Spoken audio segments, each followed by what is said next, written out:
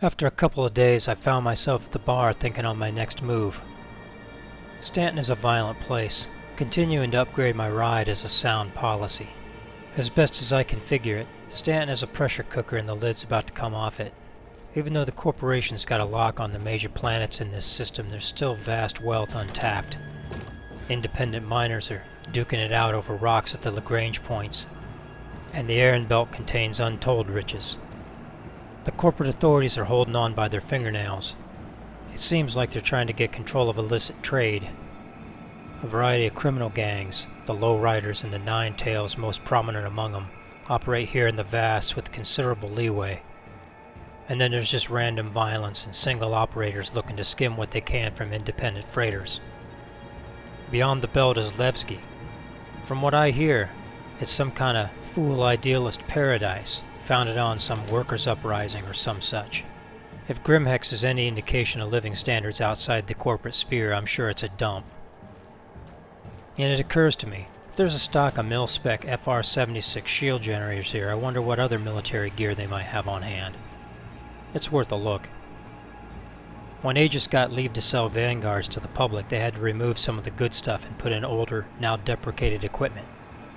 Whether they're new, old stock, or refurbished is anyone's guess. Based on the thruster problems I had the other day, I wouldn't put it past them to have even integrated secondary market parts. Well, looky here. Some logistics fellows aren't taking any chances on their retirement, it looks like. I mean, I ain't saying that these aren't 100% legit, but, this is Grimhex. These are a sight better than the older models I have right now. I'll have to give a thought to these when I got the credits. 2 of these would be 116K. I don't know this brand, and this store's not exactly forthcoming on the specs. I'll keep my ears open on whether this is a good choice.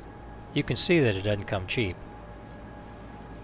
This is the only weapon they sell here that could possibly be any kind of replacement for my chin cannon. Surprise, surprise, it's a distortion weapon. Exactly the sort of thing you'd want to disable vessels and leave rich cargoes intact. If you're into that sort of thing. Hey, real-world note, these distortion weapons are not working as of January 2020. And then we have the Jaeger Quantum Drive. This isn't top of the line anymore, but I remember upgrading to these. I don't know much about this spike-fuel drive, but the store here says they're top gear. But back to the Jaeger. It's 5 or 6% faster than the Crossfield. Is it worth 75K to save 16 seconds on a 5-minute trip? Could make all the difference in some cases. But you know, the main reason I'm even in Stanton is to go make pilgrimage to Lorville, where Hurston Dynamics has made some of the most crucially important weapon systems in the past several centuries. Seems to me that they'll probably have something worth slinging under the chin of my ride, too. But first, the credits, always. The Crossfield is quick, and so package hauling is a good way for this ship to make some money. I don't have any interest in most of these delivery destinations. Hauling a crate all the way into Riker Spaceport or IO North Admin Office in Area 18 doesn't strike me as a good use of time. But I'll take up this package delivery from Bountiful Harvest to Humboldt Mines, and this second one from Yella to Lyria. This third one might be more trouble than it's worth, but I'll go ahead and take it up since I want to look at what the Platinum Bay outlet at Bygenie Point has to offer. That'll be 18,000 credits for the hop over to ArcCorp. The approach to ArcCorp 157 on Yalla is complicated by the darkness, the weather, and the wind, which has kicked up a fair amount of snow off the ground. The HUD elements aren't particularly supportive of pilot information needs for landing, and in many ways they're unhelpful because they're in the way. These frontier locations are typically strewn with rocks and other obstructions, and I'd like to see the buildings and get an understanding of where it is that I'm landing. Still, as I approach, I'm able to suss out that the best place to land is with my nose wheels on the ramp up to the pad. Landing complete.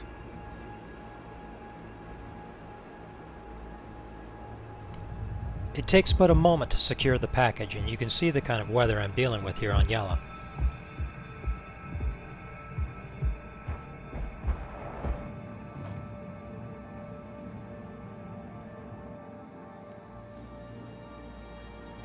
I check for follow-on packages on Yella or in the Crusader system and find out that there's another package on Cellin.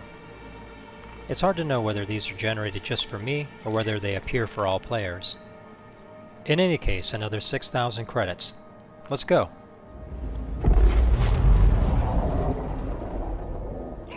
I met a player in orbit, and I'm uncertain where he is, so I'm eager to get out of here as quickly as I can. There's a bit of weaving to be done here between these light poles, which give off a rather faint light. This is another case where landing on the pad incurs a larger than preferable time delay, especially with another ship in the area. By bringing the ship in right next to the steps and into the admin desk, I save a 400-meter round trip. Landing complete. I've got the package. My mind isn't on follow-on packages, it's on security. I have no evidence to suggest that the contact that I met in orbit was a player, nor do I have any evidence to support a conclusion that there's any danger. That's not the way to think of it in lawless space. While it might be difficult for whoever that it was that popped up on the scope to have tracked me, there's enough time for them to have gone to a random location and then, if they were intent on an encounter, to have tried another. So I've got to move with a purpose.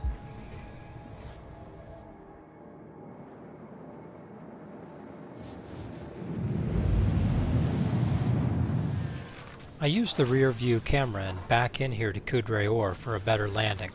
The important thing is not to press F4 while you're in rear view.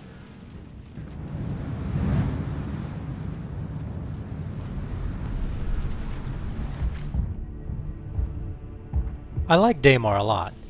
Even though they've toned down the terrain considerably in terms of the rocks and canyons, it still retains a lot of flavor. I can hope for better Badlands while realizing that there are limitations to what can be done. Now see, that worked out really nicely with the ramp. It's so inconsistent though. I'd much prefer to have the ship doors open and close keybind available at all times within a certain range, say about 100 meters.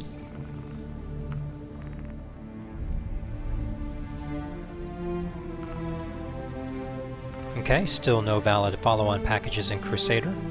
Onward to Bountiful Harvest.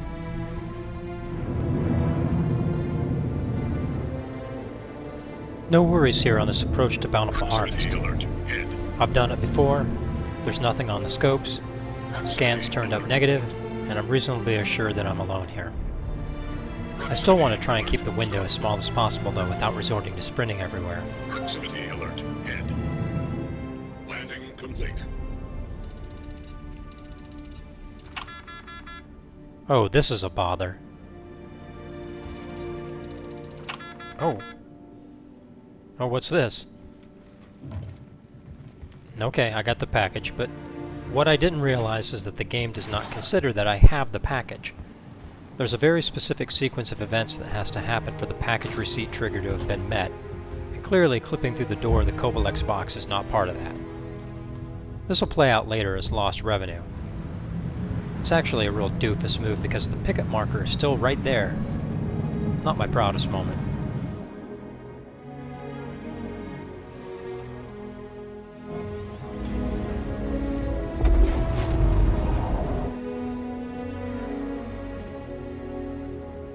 And touchdown at the first delivery site about 40 minutes after mission acceptance. I think Kovalex gives about an hour to deliver or cancels the delivery mission. But I hustled and I had good luck, and I got over here in time to get both of these packages delivered on time. And I've got 12,000 credits to show for it. There's no more missions for me to take on for Kovalex at the moment, so I need to get the 2 remaining packages to their destinations.